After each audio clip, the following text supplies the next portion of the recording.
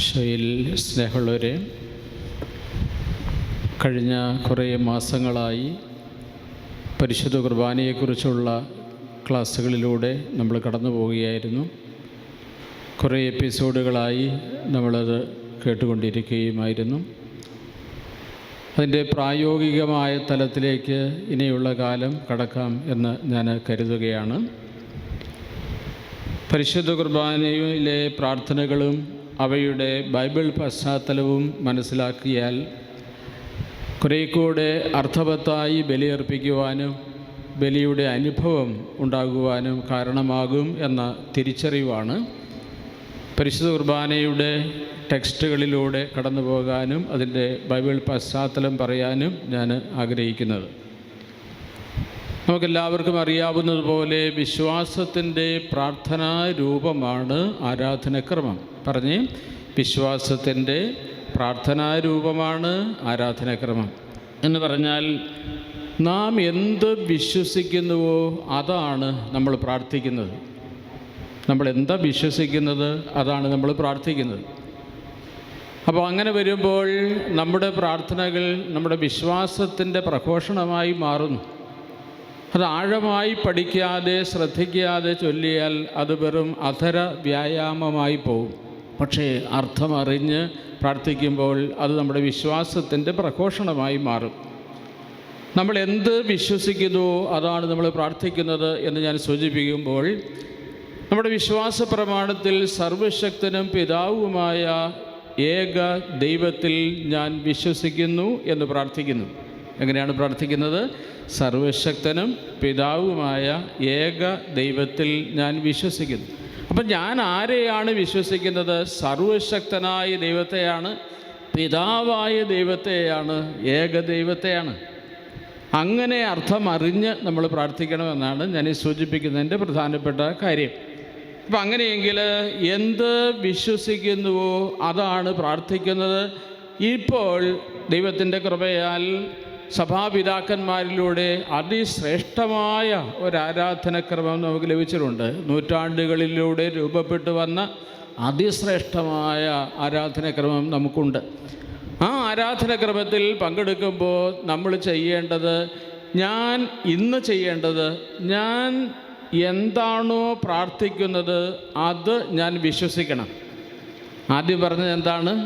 വിശ്വാസത്തിൻ്റെ പ്രാർത്ഥനാ രൂപമാണ് ആരാധനാക്രമം. എന്ത് വിശ്വസിക്കുന്നുവോ അത് നമ്മൾ പ്രാർത്ഥിക്കുന്നു. ഇപ്പം പറഞ്ഞത് എന്താണ്? ഞാൻ എന്ത് പ്രാർത്ഥിക്കുന്നുവോ അത് ഞാൻ വിശ്വസിക്കണം. അപ്പോഴാണ് കുർബാന അനുഭവമായി മാറുന്നതെന്ന് ഒറ്റ വാക്കിൽ പറയാൻ പറ്റും. ഞാൻ എന്താ പ്രാർത്ഥിക്കുന്നത് അത് ഞാൻ വിശ്വസിക്കണം.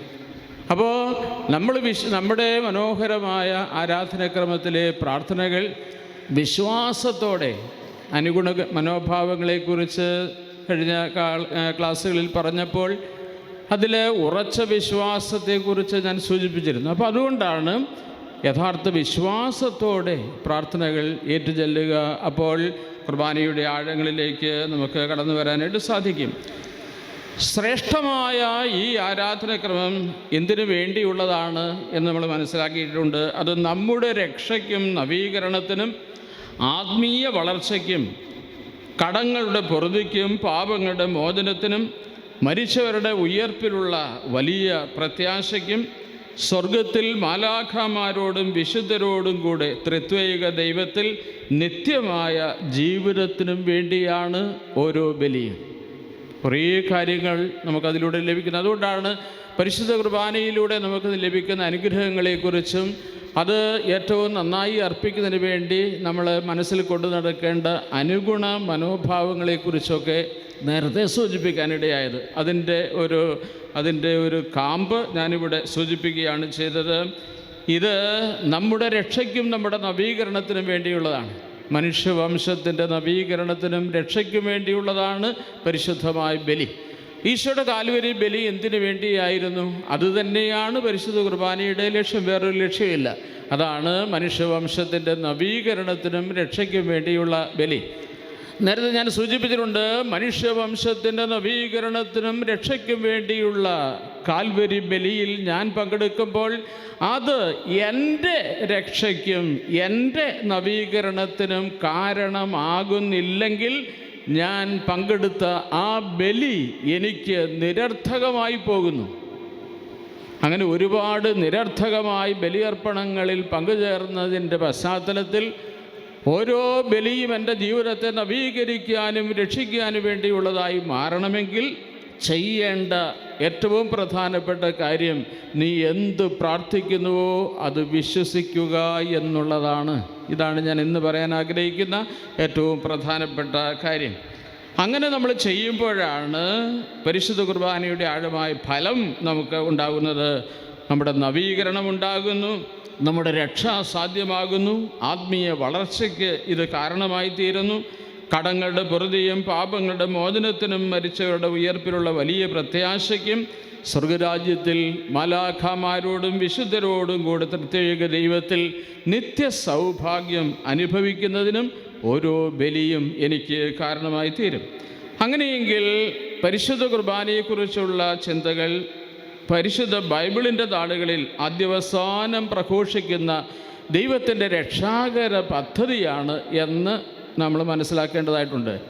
അപ്പം ബൈബിളിനോട് ബന്ധപ്പെടുത്തി മാത്രമേ പരിശുദ്ധ കുർബാനയെ പോലും നമുക്ക് മനസ്സിലാക്കാൻ പറ്റൂ. കാരണം രക്ഷാകര സംഭവങ്ങളാണ് ബൈബിളിൽ രേഖപ്പെടുത്തിയിരിക്കുക. ആ രക്ഷാകര സംഭവങ്ങളാണ് പരിശുദ്ധ കുർബാനയിൽ നമ്മൾ അനുഷ്ഠിക്കുക. അതുകൊണ്ടാണ് പെസഹ രഹസ്യങ്ങളുടെ അനുസ്മരണവും അനുഷ്ഠാനവും ആഘോഷവുമാണ് പരിശുദ്ധ കുർബാന എന്ന് കഴിഞ്ഞ നാളുകളിൽ ഞാൻ അനേക തവണ ആവർത്തിക്കാൻ ശ്രമിച്ചത്. എന്തായിരുന്നു ആ വാക്ക്? പെസഹ രഹസ്യങ്ങളുടെ പെസഹ രഹസ്യങ്ങളുടെ അനുസ്മരണവും അനുഷ്ഠാനവും ആഘോഷവുമാണ് പരിശുദ്ധ കുർബാന. പെസഹ രഹസ്യങ്ങളാണ് അനുസ്മരിക്കുന്നത്, പെസഹ രഹസ്യങ്ങളാണ് അനുഷ്ഠിക്കുന്നത്, പെസഹ രഹസ്യങ്ങളാണ് ആഘോഷിക്കുന്നത്. പെസഹ രഹസ്യങ്ങളുടെ അനുസ്മരണം നടക്കേണ്ടത് ബലിപീഠത്തിന് ചുവട്ടിലാണെന്നും പെസഹ രഹസ്യങ്ങളുടെ അനുഷ്ഠാനം നടക്കുന്നത് ബലിപീഠത്തിലാണെന്നും പെസഹ രഹസ്യങ്ങളുടെ ആഘോഷം നടക്കുന്നത് ജീവിതത്തിലാണെന്നും തിരിച്ചറിയുമ്പോഴാണ് ബലിയും ബലിജീവിതവും ഒന്നാണ് എന്ന് പിന്നീട് മനസ്സിലാവുക. ഇതൊക്കെയാണ് കഴിഞ്ഞ നാളുകളിൽ ഞാൻ പറയാൻ വേണ്ടി പരിശ്രമിച്ചത്. അതുകൊണ്ട് പരിശുദ്ധ ബൈബിളിൻ്റെ താളുകളിലൂടെയും ഈ രക്ഷാകരമായ ചരിത്രത്തെ അവതരിപ്പിക്കുന്നത് പരിശുദ്ധ കുർബാനയിൽ എങ്ങനെ നമുക്ക് അനുഭവവേദ്യമാകുന്നു എന്നത് ഏറെ നന്നായി ആഴങ്ങളിൽ പഠിക്കേണ്ട കാര്യമാണ്. പരിശുദ്ധ കുർബാന കൂദാശകളുടെ കൂദാശയാണ് എന്നാണ് പിതാക്കന്മാർ നമ്മളെ പഠിപ്പിക്കുക. കൂദാശകളുടെ കൂദാശ അതാണ് നമുക്ക് ഏറ്റവും അധികം ദൈവീക കൃപ വാങ്ങിത്തരുന്ന കാര്യം. അതോടൊപ്പം തന്നെ ഓരോ പരിശുദ്ധ കുർബാനയും സ്വർഗവാസികളും ഭൂവാസികളും ഒന്നുചേർന്ന് നടത്തുന്ന സ്വർഗീയ ആരാധനയാണ് പരിശുദ്ധ കുർബാന. അപ്പം നമ്മൾ വേറൊരു തലത്തിലേക്ക് വരികയാണ്.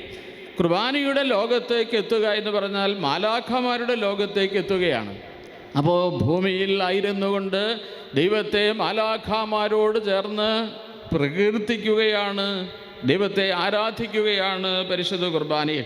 അതുകൊണ്ടാണ് ഭൂവാസികളും സ്വർഗവാസികളും ചേർന്ന് ത്രിത്വൈക ദൈവത്തെ മഹത്വപ്പെടുത്തുകയും സ്തുതിക്കുകയും ആരാധിക്കുകയും ചെയ്യുന്ന കാര്യമാണ്, കർമ്മമാണ് ഓരോ പരിശുദ്ധ കുർബാനയിലും സംഭവിക്കുന്നത്. അതുകൊണ്ട് സ്വർഗീയമായ ആരാധനയിലേക്ക് പ്രവേശിക്കുവാൻ നമുക്ക് ഈ ഭൂമിയിൽ ജീവിച്ചിരിക്കുമ്പോൾ സാധിക്കുന്നത് പരിശുദ്ധ കുർബാനയിൽ സജീവമായി പങ്കുചേർന്നുകൊണ്ടാണ്. അപ്പോഴാണ് പരിശുദ്ധ കുർബാനയിൽ ഭൂവാസികളായ നമ്മൾ സ്വർഗീയരായി ഈ ലോകത്ത് ജീവിച്ചിരിക്കുമ്പോൾ തന്നെ മാറുന്നത്.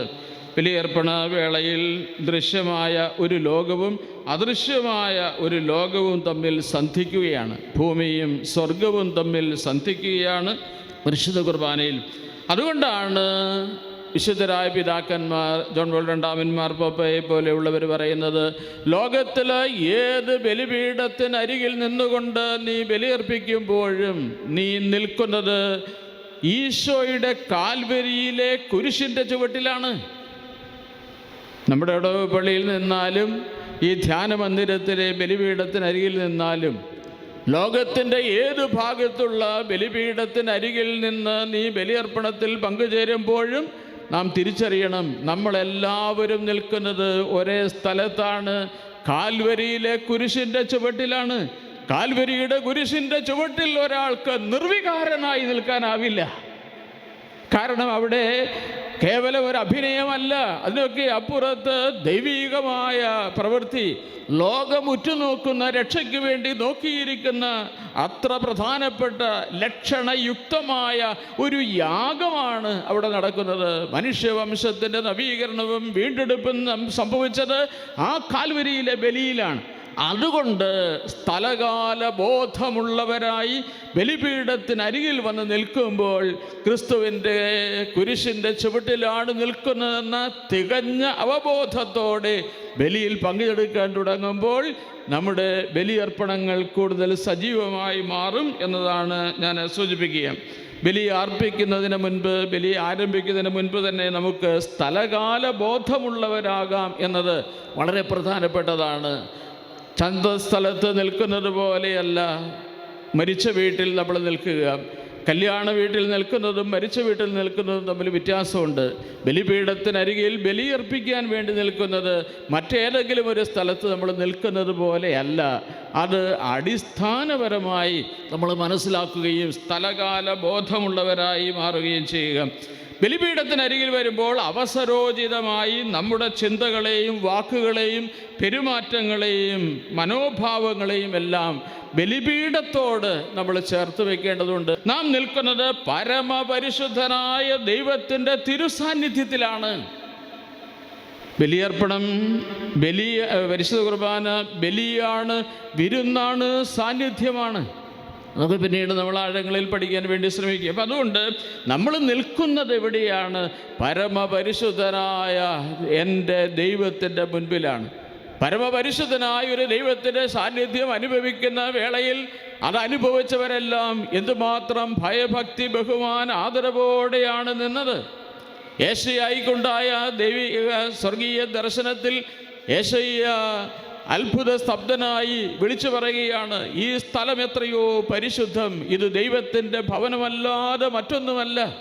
തൻ്റെ കുറവുകളെക്കുറിച്ച്, പോരായ്മകളെക്കുറിച്ചൊക്കെ അവൻ അവബോധമുള്ളവനായി മാറുന്നത് ഈ ദൈവത്തിൻ്റെ പരമപരിശുദ്ധിയുടെ മുൻപിൽ വന്നപ്പോഴാണ്. ഞാൻ എത്രയോ ദുർഭകനായ മനുഷ്യൻ ദൈവത്തിൻ്റെ തിരുസാന്നിധ്യത്തിൽ വരുമ്പോൾ അഗാധമായൊരു അനുതാപത്തിലേക്ക് നമ്മൾ കടന്നു വരാൻ ഇടയാകും. അതുകൊണ്ട് നാം നിൽക്കുന്ന സ്ഥലം ഏതാണ് എന്ന തിരിച്ചറിവാണ് ആദ്യമേ ഉണ്ടാവേണ്ടത്. രണ്ടാമതായി, ഞാൻ എന്തിനു വേണ്ടിയാണ് ഇവിടെ നിൽക്കുന്നത്? അതാണ് രണ്ടാമത്തെ കാര്യം. ഒന്ന്, ഞാൻ എവിടെയാണ് നിൽക്കുന്നത്. രണ്ട്, എന്തിനു വേണ്ടിയാണ് ഞാൻ നിൽക്കുന്നത്? പരിശുദ്ധമായ ബലിപീഠത്തിനരികിൽ നമ്മൾ നിൽക്കുന്നത് ദൈവത്തെ, സത്യദൈവത്തെ ആരാധിക്കാൻ വേണ്ടിയാണ്. ആരാധനാ സമൂഹമാണ് നമ്മൾ. ഈജിപ്തിൻ്റെ അടിമത്തത്തിൽ കിടന്ന് ഇസ്രയേൽ ജനത്തെ മോചിപ്പിക്കുവാൻ വേണ്ടി മോശ ഫറവോയുടെ അടുക്കൽ ചെന്ന് പറയുന്നത്, ഈ ജനത്തെ വിട്ടയക്കുക, അവരെ ആരാധിക്കുവാൻ വേണ്ടി വിട്ടയക്കുക, ദൈവത്തെ ആരാധിക്കുവാൻ വേണ്ടി. സ്വാതന്ത്ര്യം അനുഭവിക്കുന്ന നമ്മൾ ഇപ്പോൾ ബലിപീഠത്തിനരികിൽ വന്നു നിൽക്കുന്നത് സത്യദൈവത്തെ ആരാധിക്കാൻ വേണ്ടിയാണ്. അതുകൊണ്ട് മനസ്സിനെ ഏകാഗ്രമാക്കേണ്ടതായിട്ടുണ്ട്. എവിടെയാണ് നിൽക്കുന്നത്? എന്തിനു വേണ്ടിയാണ് ഇപ്പോൾ ഞാൻ ഈ ബലിപീഠത്തിൻ്റെ അരികിൽ നിൽക്കുന്നത്? ദൈവത്തെ ആരാധിക്കുവാനും ദൈവത്തിനായി ബലിയർപ്പിക്കുവാനുമാണ് ഞാനിവിടെ എത്തിയിരിക്കുക. ഈ പരിശുദ്ധമായ കർമ്മം നിർവഹിക്കുന്നതിന് ആവശ്യമായ അനുഗുണ മനോഭാവങ്ങളെ സ്വന്തമാക്കിക്കൊണ്ട് ഓരോ ബലിയും നമ്മൾ ആരംഭിക്കണം. അപ്പോഴാണ് പരിശുദ്ധ കുർബാന യഥാർത്ഥത്തിൽ അനുഭവമായി മാറാൻ കഴിയുക. പരിശുദ്ധ കുർബാന തുടങ്ങുന്നതിന് മുൻപ് പ്രാരംഭഗാനം ദേവാലയങ്ങളിൽ പാടുമ്പോൾ വളരെ ശ്രദ്ധേയമായതായി എനിക്ക് തോന്നിയ ഒന്ന്, ബലി തുടങ്ങാൻ സമയമായി, ബലിവേദി സജ്ജമായി. ബാക്കി നിങ്ങൾക്കറിയാം. ബലി തുടങ്ങാൻ സമയമായി, ബലിവേദി സജ്ജമായി. ബലിവേദി സജ്ജമായി കഴിഞ്ഞാൽ ബലിയർപ്പകനും ബലിയിൽ പങ്കെടുക്കുന്നവരും അതേപോലെ ഒരുങ്ങേണ്ടതുണ്ട്, അതേപോലെ തയ്യാറാകേണ്ടതുണ്ട്. എങ്കിലേ ഈ ബലി നമുക്ക് അർത്ഥവത്തായി പൂർത്തീകരിക്കാൻ കഴിയും. പരിശുദ്ധ കുർബാന, നമ്മുടെ സീറോ മലബാർ സഭയുടെ ആരാധനാക്രമത്തിൽ പരിശുദ്ധ കുർബാന ആരംഭിക്കുന്നത് പുക്താനക്കോൻ എന്ന ഒരു പദം ഉപയോഗിച്ചുകൊണ്ടാണ്. അത് സുറിയാനി പദം. ആ പദത്തിൻ്റെ അർത്ഥം ആരുടെ കൽപ്പന പ്രകാരമാണ് നിങ്ങൾ ഇവിടെ വന്നിരിക്കുന്നത്. പുഗ്ദാനഖോൻ എന്ന് പറഞ്ഞാൽ എന്തിനാണ് വന്നിരിക്കുന്നത്, ആര് പറഞ്ഞിട്ടാണ് വന്നതെന്നൊക്കെ പച്ച മലയാളത്തിൽ നമുക്കതിന് വ്യാഖ്യാനം കൊടുക്കാനായിട്ട് സാധിക്കും. ലളിതമായ ഭാഷയിൽ നീ എന്തിനു വേണ്ടിയാണ് വന്നത്, ആരുടെ കൽപ്പന പ്രകാരമാണ് വന്നിരിക്കുന്നത് എന്ന് പറഞ്ഞാൽ ആ എന്തിനു വേണ്ടിയാണ് വന്നതെന്ന അവബോധത്തോടെ ബലി ആരംഭിക്കാൻ വേണ്ടിയാണ് പിതാക്കന്മാർ ഇങ്ങനെ ഒരു പദപ്രയോഗത്തിലൂടെ പരിശുദ്ധമായ ബലി ആരംഭിക്കുവാൻ നമ്മോട് നിർദ്ദേശിക്കപ്പെട്ടിരിക്കുന്നത്. ആരുടെ കൽപ്പന പ്രകാരമാണ് നിങ്ങളിവിടെ വന്നിരിക്കുന്നത്. അതിന് ആരാധനാ സമൂഹം ബലിയർപ്പിക്കാൻ വേണ്ടി വന്നിരിക്കുന്ന ആരാധനാ സമൂഹം പറയും പുഗ്ദാനദ് മിശിഹ. പുഗ്ദാനദ് മിശിഹ എന്ന് പറഞ്ഞാൽ മിശിഹായുടെ കൽപ്പന പ്രകാരമാണ് നമ്മൾ ഇവിടെ വന്നിരിക്കുന്നത്. മറ്റാരുടെയും നിർബന്ധം കൊണ്ടല്ല, മിശിഹ പറഞ്ഞതുകൊണ്ടാണ്.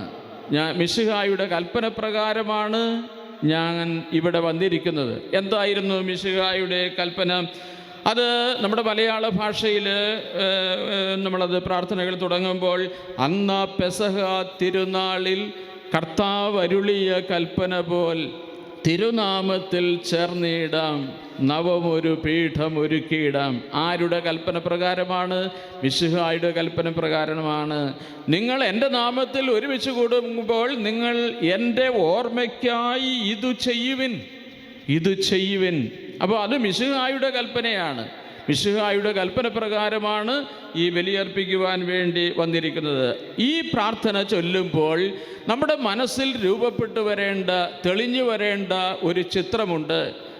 ഓരോ രംഗങ്ങളിലൂടെയും, കുർബാനയുടെ ഓരോ രംഗങ്ങളിലൂടെയും കടന്നു പോകുമ്പോൾ, ഓരോ പ്രാർത്ഥനയിലൂടെയും കടന്നു പോകുമ്പോൾ അതിനോട് ഏറ്റവും അടുത്തു നിൽക്കുന്ന ഒരു ചിത്രം ഞാൻ എൻ്റെ മനസ്സിൽ കൊണ്ടുവന്നാൽ ആ ചിത്രം എൻ്റെ മനസ്സിൽ നന്നായി വ്യക്തമായി എനിക്ക് കാണാൻ കഴിഞ്ഞാൽ ഈ പ്രാർത്ഥനകൾക്കൊക്കെ കൂടുതൽ അർത്ഥവ്യാപ്തി ഉണ്ടാകുന്നതായി വേദ്യമാകുന്നത് നമുക്ക് തിരിച്ചറിയാൻ പറ്റും. അതുകൊണ്ട് ഈ അന്നാ പെസഹ തിരുനാളിൽ എന്ന പാട്ട് പാടുമ്പോൾ ഈശോയുടെ തിരുവത്താഴത്തിൻ്റെ ചിത്രം നമ്മുടെ മനസ്സിലുണ്ടാവണം. അവിടെ വെച്ചാണ് ഈശോ പരിശുദ്ധ കുർബാന സ്ഥാപിച്ചത്. അവിടെ വെച്ചാണ് ഈശോ പരിശുദ്ധമായ പൗരോഹിത്യം സ്ഥാപിച്ചത്. പരിശുദ്ധ കുർബാനയിൽ പങ്കുചേരണമെന്നുള്ള കൽപ്പന നമുക്ക് നൽകുന്നതെല്ലാം അവിടെ വെച്ചാണ്. അപ്പം അതുകൊണ്ട് അന്നാ പെസഹ തിരുനാളിൽ കർത്താവ് അരുളിയ കൽപ്പന പോൽ എന്ന് പാടുന്ന സമയത്ത് തിരുവത്താഴത്തിൻ്റെ ഓർമ്മയിൽ വേണം ഇത് ആരംഭിക്കുവാൻ. മറ്റ് ചിന്തകളിൽ നിന്നെല്ലാം മാറി ഈശോയുടെ തിരുവത്താഴത്തിൽ അപ്പസ്തോലന്മാരും ഈശോയും ഒരുമിച്ച് ചേർന്ന് നടക്കുന്ന അവസാനത്തെ അത്താഴത്തിൻ്റെ ചിത്രവും അതിൻ്റെ ഓർമ്മകളും അതിൻ്റെ പശ്ചാത്തലവും ഞാൻ എൻ്റെ മനസ്സിലേക്ക് കൊണ്ടുവരാൻ ബോധപൂർവം ശ്രമിക്കുമ്പോൾ മറ്റു ചിന്തകളിൽ നിന്ന് എനിക്ക് മാറാനായിട്ട് സാധിക്കും. ജീവിതത്തിൻ്റെ വ്യഗ്രതകളുടെയും തിരക്കുകളുടെയും എല്ലാം നടുവിൽ നിന്നാണ് ബലിയർപ്പിക്കാൻ വേണ്ടി ഓടി വന്നിരിക്കുന്നത്. ചെയ്തു തീർക്കേണ്ട കാര്യങ്ങൾ, ചെയ്ത കാര്യങ്ങൾ, മറ്റു പല ആകുലതകളും ഉത്കണ്ഠകളെല്ലാം ഈ സമയത്ത് നമ്മുടെ മനസ്സിലുണ്ടാവും. അപ്പോൾ ആദ്യത്തെ പാട്ടുകളൊക്കെ പാടുന്ന സമയത്തേക്കും അതിൻ്റെ കാര്യങ്ങളെല്ലാം മാറ്റിവെച്ച് മനസ്സിനെ ഏകാഗ്രമാക്കി കൊണ്ടുവരണമെങ്കിൽ ബോധപൂർവം അതിനായി ഞാൻ ശ്രമിക്കണം. അതുകൊണ്ടാണ് തിരുവത്താഴത്തിൻ്റെ ചിത്രം മനസ്സിൽ കണ്ടുകൊണ്ട് വേണം ഈ പ്രാർത്ഥന ചൊല്ലുവാൻ എന്ന് ഞാൻ സൂചിപ്പിക്കുകയും. തിരുവത്താഴത്തിൽ സംഭവിച്ച കാര്യങ്ങൾ നമുക്ക് കാണാൻ കഴിയുന്നത് ലൂക്കായുടെ സുവിശേഷത്തിൻ്റെ 22-ാം അധ്യായത്തിൻ്റെ 19-ാം വാക്യം. ലൂക്കായുടെ സുവിശേഷം 22-ാം അധ്യായം 19-ാം വാക്യം. ബൈബിളുള്ളവർ തുറന്ന് അത് വായിക്കുക. ആ വചനം ഇങ്ങനെയാണ്: പിന്നെ അവൻ അപ്പമെടുത്ത് കൃതജ്ഞതാ സ്തോത്രം ചെയ്ത് മുറിച്ച് അവർക്ക് കൊടുത്തുകൊണ്ട് അരുളി ചെയ്തു, ഇത് നിങ്ങൾക്ക് വേണ്ടി നൽകപ്പെടുന്ന എൻ്റെ ശരീരമാണ്, എൻ്റെ ഓർമ്മയ്ക്കായി നിങ്ങൾ ഇത് ചെയ്യുവിൻ. ലൂക്കായുടെ സുവിശേഷം 22:19 ഞാൻ വായിച്ചത്. പരിശുദ്ധ ബൈബിളിൻ്റെ താളുകളിലൂടെ മുന്നോട്ട് പോകുമ്പോൾ കൊറിന്ത്യർക്ക് എഴുതിയ 1-ാം ലേഖനത്തിൻ്റെ 11-ാം അധ്യായം 24-ാം വാക്യം. 1 കൊറിന്തോസ് 11:24. അവിടെ പരിശുദ്ധ കുർബാനയെക്കുറിച്ചുള്ള ബൈബിളിലെ ആദ്യത്തെ വിവരണം രേഖപ്പെടുത്തിയിരിക്കുന്നത് പൗലോസ് ശ്ലീഹായെ എഴുതിയ കൊരിന്ത്യർക്ക് എഴുതിയ 1-ാം ലേഖനത്തിൻ്റെ 11-ാം അധ്യായത്തിലാണ്. അവിടെ നമ്മൾ വായിക്കുന്നത്, കൃതജ്ഞത അർപ്പിച്ചതിന് ശേഷം അത് മുറിച്ചുകൊണ്ട് അരുളി ചെയ്തു, ഇത് നിങ്ങൾക്ക് വേണ്ടിയുള്ള എൻ്റെ ശരീരമാണ്, എൻ്റെ ഓർമ്മയ്ക്കായി നിങ്ങൾ ഇത് ചെയ്യുവിൻ. ഈശോയുടെ കൽപ്പനയുടെ അനുസ്മരണയോടെയാണ് നമ്മുടെ പരിശുദ്ധ കുർബാനയെ ആരംഭിക്കുന്നത് എന്ന് ഞാൻ ആദ്യമേ സൂചിപ്പിച്ചത് ഈ ബൈബിൾ പശ്ചാത്തലത്തിലാണ്. അതുകൊണ്ട് തിരുക്കർമ്മങ്ങളിൽ ഭക്തിയാദരവുകളോടെ സംബന്ധിക്കുവാൻ വിശ്വാസ സമൂഹത്തെ ഒരുക്കുകയാണ് ഈ പ്രാരംഭ ഗാനത്തിലും അന്നാ പെസഹ തിരുനാളിൽ എന്ന പ്രാർത്ഥനയിലും. അവിടെ അപ്പമുറിക്കൽ ശുശ്രൂഷയിൽ ഭക്തി ആദരവുകളോട് പങ്കുചേരുന്നതിൻ്റെ പ്രാധാന്യം അവതരിപ്പിക്കുന്നതോടൊപ്പം സമൂഹത്തിൽ ഓരോരുത്തരുടെയും പങ്കാളിത്തവും അതിൽ ഉറപ്പ് വരുത്തുകയും ചെയ്യുന്നു. നമ്മൾ അതിൽ പങ്കുചേരുകയാണ്. കേവലമൊരു ഓർമ്മയല്ല പ്രത്യേകത, ആ ബലിയിൽ, ആ തിരുവത്താഴത്തിൽ നമ്മൾ പങ്കുചേരുകയാണ്. അപ്പോൾ ഉണ്ടാവേണ്ട അനുഗുണമായ മനോഭാവങ്ങൾ കൂടെ നമ്മൾ ശ്രദ്ധിക്കേണ്ടതുണ്ട്. അത് നമ്മൾ പാടുന്നത് അനുരഞ്ജിതരായി തീർന്നിടാം. ബാക്കി പറഞ്ഞേ, അനുരഞ്ജിതരായി തീർന്നിടാം, നവമൊരു പീഠമൊരുക്കിയിടാം, ഗുരുവിൻ സ്നേഹമോടി യാഗം തിരുമുമ്പാകെ അണച്ചിടാം. ഈ സമയത്ത് നമ്മളിൽ ഉണ്ടാവേണ്ട അനുഗുണ മനോഭാവങ്ങൾ അക്കമിട്ട് പറയാൻ ശ്രമിച്ചാൽ, ഒന്ന്, ഉറച്ച വിശ്വാസം നമുക്കിവിടെ ആവശ്യമുണ്ട്. നമ്മൾ എവിടെയാണ് നിൽക്കുന്നത് എന്ന തിരിച്ചറിവ്, എന്തിനാണ് നമ്മൾ വന്നത് എന്ന ഓർമ്മ, ഇതെല്ലാം ഒരു ഉറച്ച വിശ്വാസിക്ക് എളുപ്പമായി തിരുവത്താഴത്തിലേക്ക് കടന്നു പോകാനിടയാകും. രണ്ടാമതായി, അനുരഞ്ജിതരായി തീർന്നിടാം, നവമൊരു പീഠം ഒരുക്കിയിടാം. അനുരഞ്ജിതമായ മനസ്സോട് എന്ന് പറഞ്ഞാൽ ദൈവത്തോട് അനുരഞ്ജിതരാവണം, സഹോദരങ്ങളോട് അനുരഞ്ജിതമായ മനസ്സുണ്ടാവണം. നമ്മുടെ ജീവിതത്തിലെ നമ്മോട് തന്നെ നമുക്ക് അനുരഞ്ജിതമായൊരു മനോഭാവം ഉണ്ടാകണം. തന്നിൽ തന്നെ വിഭജിതമാകാതെ ഏകാഗ്രതയോടെ തികഞ്ഞ മനസ്സോടെ വേണം ഈ ബലിയിൽ പങ്കുചേരാൻ. അതുപോലെ തന്നെ തികഞ്ഞ സ്നേഹവും വിനീതമായ മനസ്സും ഈ അനുരഞ്ജിതമായ മനസ്സോടെ ഉള്ള രംഗത്ത് ബലിയർപ്പണത്തിൻ്റെ അടിസ്ഥാന ഭാവങ്ങളായി മാറുകയാണ്. ഈശോയുടെ പെസഹ രഹസ്യങ്ങളെ അനുസ്മരിക്കുവാനും അനുഷ്ഠിക്കുവാനും ആഘോഷിക്കുവാനും ഒരുമിച്ച് ചേർന്നിരിക്കുന്ന അപ്പം മുറിക്കൽ ശുശ്രൂഷയിൽ ഉണ്ടാവേണ്ട പ്രാരംഭ ചിന്ത അന്നാ പെസഹ കഴിഞ്ഞതിന് ശേഷം പിന്നീട് നമ്മൾ എത്തുന്നത് തിരുപ്പിറവി എന്ന മനുഷ്യാവതാര രഹസ്യത്തിലേക്കാണ്. പരിശുദ്ധ കുർബാനയുടെ അന്നാ പെസഹ തിരുനാളിൽ എന്ന പ്രാർത്ഥനയ്ക്ക് ശേഷം അത്യുന്നതങ്ങളിൽ ദൈവത്തിന് സ്തുതി എന്ന പ്രാർത്ഥനയിലേക്ക് എത്തുമ്പോൾ നമ്മുടെ മനസ്സ് എത്തി നിൽക്കേണ്ടത് തിരുവത്താഴത്തിൽ നിന്ന് കാലിത്തൊഴുത്തിലേക്കാണ്. ബേത്ലഹേമിലെ കാലിത്തൊഴുത്തിലേക്കാണ്. ഈശോയുടെ തിരുപ്പിറവിയുടെ രംഗമാണ് പിന്നീട് നമ്മൾ മനസ്സിൽ കാണേണ്ടത്. അവിടെ വെച്ചാണ് നമ്മൾ പ്രാർത്ഥിക്കുന്നത്, അത്യുന്നതങ്ങളിൽ ദൈവത്തിന് മഹത്വം. അത് 3 തവണ ആവർത്തിക്കുകയാണ്. മാലാഖമാരുടെ കീർത്തനമാണത്. സൃഷ്ടികൾ സൃഷ്ടാവിനെ പാടിപ്പുകഴ്ത്തുക, നന്ദി പറയുക എന്നത് സൃഷ്ടിയായ മനുഷ്യൻ്റെ കടമയാണ്. അതുകൊണ്ടാണ് ദൈവത്തെ നിത്യം പാടി പുകഴ്ത്തിക്കൊണ്ട് നമ്മുടെ പരിശുദ്ധ കുർബാന ആരംഭിക്കുക. പരിശുദ്ധ ബൈബിളിൽ നമ്മൾ ഓർമ്മ കാണുന്നുണ്ട്, എപ്പോഴും സന്തോഷത്തോടെ ഇരിക്കുക. ബാക്കി പറഞ്ഞേ, എപ്പോഴും സന്തോഷത്തോടെ ഇരിക്കുക, ഇടവിടാതെ പ്രാർത്ഥിക്കുക, എല്ലാ കാര്യങ്ങളെയും ഓർത്ത് ദൈവത്തിന് നന്ദി പറയുക. ഇതാണ് യേശുക്രിസ്തുവിൽ, ബാക്കി പറഞ്ഞേ, ഇതാണ് യേശുക്രിസ്തുവിൽ നിങ്ങളെക്കുറിച്ചുള്ള ദൈവിക പദ്ധതി. എപ്പോഴും സന്തോഷത്തോടെ ഇരിക്കുക. മാലാഖമാരുടെ കീർത്തനങ്ങൾ പാടുമ്പോൾ ഈ കാലിത്തൊഴുത്തിൽ ദിവ്യപൈതലിൻ്റെ തിരുമുഖ ദർശനത്തിന് വേണ്ടി കാത്തു നിൽക്കുന്ന വേളയിൽ പരിശുദ്ധ കുർബാനയിൽ ക്രിസ്തുവിനെ കാണുന്ന അതിനുവേണ്ടിയുള്ള ഒരുക്ക സമയത്ത് സന്തോഷത്തോടും സമാധാനത്തോടും കൂടെ ആ ബലിയിൽ നമ്മൾ പങ്കുചേരുകയാണ്. സൃഷ്ടാവിന് സൃഷ്ടികൾ അർപ്പിക്കുന്ന ആരാധന ദൈവത്തെ നിരന്തരം പുകഴ്ത്തുകയും പാടിപ്പുകഴ്ത്തുകയുമാണ്. ദൈവത്തിൻ്റെ രക്ഷാകര പദ്ധതി നമ്മൾ ഇവിടെ വെച്ച് അനുസ്മരിക്കണം. എന്തൊക്കെയാണ് ദൈവത്തിൻ്റെ രക്ഷാകര പദ്ധതിയിൽ ഈ സന്ദർഭത്തിൽ അനുസ്മരിക്കേണ്ടത്? രക്ഷകനെ വാഗ്ദാനം ചെയ്യുന്നത്, രക്ഷകനെ സ്വീകരിക്കുവാൻ വേണ്ടി ഒരു ജനതയെ ഒരുക്കിക്കൊണ്ടുവരുന്നത്, രക്ഷകനെക്കുറിച്ചുള്ള വാഗ്ദാനങ്ങളും അവയുടെ പൂർത്തീകരണങ്ങളും ധ്യാന വിഷയമാവണം.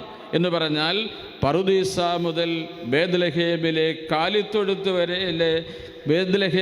കാലിത്തൊഴുത്തിലെ തിരുപ്പിറവി വരെയുള്ള സംഭവങ്ങളെല്ലാം ഈ സന്ദർഭത്തിൽ നമ്മൾ അനുസ്മരിക്കണം. ആഴമായൊരു ധ്യാനം ആവശ്യമുള്ള രംഗമാണ് ഇത്. രക്ഷാകര ചരിത്രത്തിലൂടെ മനസ്സ് കടന്നു പോകണം. അതിൻ്റെ പൂർത്തീകരണമായ ഈശോയുടെ മനുഷ്യാവതാര രഹസ്യത്തിലാണ് ഇപ്പോൾ നമ്മൾ വന്നു നിൽക്കുന്നത്. രാജകൊട്ടാരങ്ങളിലും സത്രങ്ങളിലും ഇടം കിട്ടാത്തവന് ഇടം നൽകിയ കാലിത്തൊഴുത്തിൽ എനിക്കും ഇടമുണ്ട് എന്നതാണ് ഈ സന്ദർഭത്തിൽ ഞാൻ തിരിച്ചറിയേണ്ട പരമമായ സത്യം. രാജകൊട്ടാരത്തിൽ ക്രിസ്തുവിന് ഇടം കിട്ടിയില്ല, സത്രങ്ങളിൽ അവന് ഇടം കിട്ടിയില്ല. അവന് ഇടം കിട്ടിയത് ഒരു കാലിത്തൊഴുത്തിലാണ്. അവിടെ എനിക്കും ഇടമുണ്ട്. ആർക്കും ഇടമുള്ളിടത്ത് എനിക്കും ഇടം എൻ്റെ ദൈവം ഒരുക്കി വെച്ചിട്ടുണ്ട്. അതുകൊണ്ട് ആ ഒരു സന്ദർഭത്തിലേക്ക് ഞാൻ എൻ്റെ മനസ്സിനെ ഉണർത്തിക്കൊണ്ടുവരേണ്ടതുണ്ട്. അവിടെ ആരൊക്കെയാണ്? കാലിത്തൊഴുത്തിൽ ദൈവമുണ്ട്. അപ്പം ഞാൻ നിൽക്കുന്നത് അവിടെയാണ്. അവിടെ മാലാഖമാരുണ്ട്, വിശുദ്ധാത്മാക്കളുണ്ട്, യേശുപിതാവും പരിശുദ്ധ അമ്മയുമുണ്ട്, പാവപ്പെട്ട ഇടയന്മാരുണ്ട്, ജ്ഞാനികളായ രാജാക്കന്മാരുണ്ട്, മൃഗങ്ങളുണ്ട്. എല്ലാം പ്രപഞ്ചത്തിൻ്റെ മറ്റൊരു പരിച്ഛേദമായി കാലിത്തൊഴുത്തിനെ കണ്ടെത്താൻ പറ്റും. അവിടെ ഞാനും ഒരംഗം എന്ന പോലെ നിന്നുകൊണ്ടാണ് ഈ പരിശുദ്ധമായ ബലി ആരംഭിക്കുന്നത്. അവിടെ വെച്ചാണ് അത്യുന്നതങ്ങളിൽ ദൈവത്തിന് സ്തുതി എന്ന മാലാഖമാരുടെ ഗീതത്തോട് ചേർന്ന് ആമേൻ പറഞ്ഞുകൊണ്ടാണ് നമ്മുടെ പരിശുദ്ധമായ ബലി ആരംഭിക്കുക. അത്യുന്നതങ്ങളിൽ ദൈവത്തിന് സ്തുതി, ഭൂമിയിൽ സന്മനസ്സുള്ളവർക്ക് സമാധാനം. പ്രിയപ്പെട്ടവരെ, ഞാൻ അവസാനിപ്പിക്കുകയാണ്. പരിശുദ്ധ കുർബാനയിൽ സ്ഥലകാല ബോധമുള്ളവരായി നമ്മൾ ആരുടെ കൽപ്പന പ്രകാരമാണ് വന്നു നിൽക്കുന്നത്, എന്തിനു വേണ്ടിയാണ് വന്നു നിൽക്കുന്നത് എന്ന അവബോധത്തിലേക്ക് വരാനും അനുഗുണ മനോഭാവങ്ങൾ മനസ്സിൽ രൂപപ്പെടുത്തിക്കൊണ്ട് ബലിയിൽ പങ്കുചേരാനും ബലിയിലെ ഓരോ പ്രാർത്ഥനകളും ഓരോ അടയാളങ്ങളും എന്തിനെയാണ് നമ്മുടെ മുൻപിൽ അവതരിപ്പിക്കുന്നതെന്ന് ശരിക്ക് മനസ്സിലാക്കിക്കൊണ്ട് ഏകാഗ്രമായ മനസ്സോടെ, ഭക്തിയോടെ, ശ്രദ്ധയോടെ, വിശുദ്ധിയോടെ ബലിയിൽ പങ്കുചേരുമ്പോൾ ഓരോ ബലിയും എൻ്റെ രക്ഷയ്ക്കും എൻ്റെ നവീകരണത്തിനും കടങ്ങളുടെ പൊറുതിക്കും പാപങ്ങളുടെ മോചനത്തിനും ഉയർപ്പിലുള്ള വലിയ പ്രത്യാശയ്ക്കും അവിടുത്തെ പ്രീതിപ്പെടുത്തിയ എല്ലാവരോടും ഒരുമിച്ച് സ്വർഗരാജ്യത്തിൽ നിത്യമായ ജീവിതത്തിനും കാരണമായി തീരും. ഒരു ബലിയും പാഴായി പോകാതിരിക്കാൻ അനുഗുണ മനോഭാവങ്ങളോടെ ആ സന്ദർഭങ്ങളെ മനസ്സിൽ ധ്യാനിച്ചുകൊണ്ട് ഏകാഗ്രതയോടെ ബലിയർപ്പിക്കാനും അതിൻ്റെ ഫലങ്ങൾ അനുഭവിക്കുവാനും ദൈവമേ അനുഗ്രഹിക്കണമേ എന്ന് ആത്മാർത്ഥമായി പ്രാർത്ഥിച്ചുകൊണ്ട് പരിശുദ്ധമായ ആരാധനയിലേക്ക് നമുക്ക് പ്രവേശിക്കാം.